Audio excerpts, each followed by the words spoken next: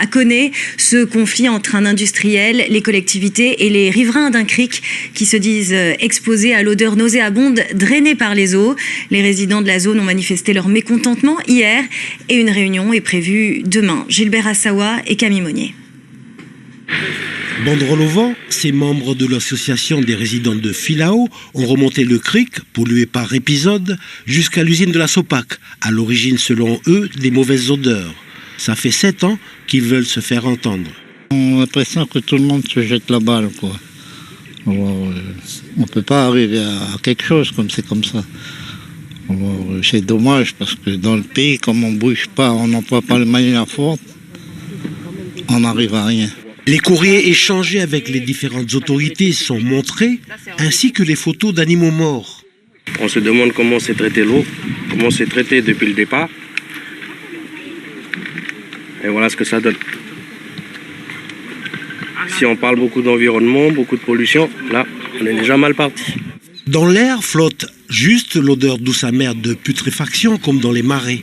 L'usine Sopac du traitement de crevettes est arrêtée. Depuis 2014, l'entreprise commune au groupement de producteurs a investi et doublé son unité de traitement des eaux usées. Tout est traité, toutes les eaux qui sortent de la Sopac sont traitées. En fait, c'est un système de traitement biologique avec des boues qui permettent d'absorber en fait toute la masse organique, toute la matière organique, et également de diluer en fait tout ce qui arrive de l'usine.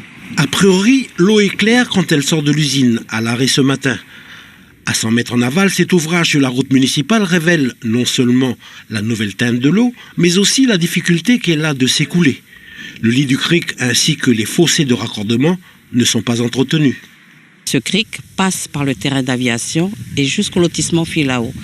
Et après, on va dire que ça va à la mangrove parce que nous, on est ajusté à la mangrove. L'aérodrome, la route territoriale numéro 1 sont 2 obstacles que doit surmonter le cric avant les Filao.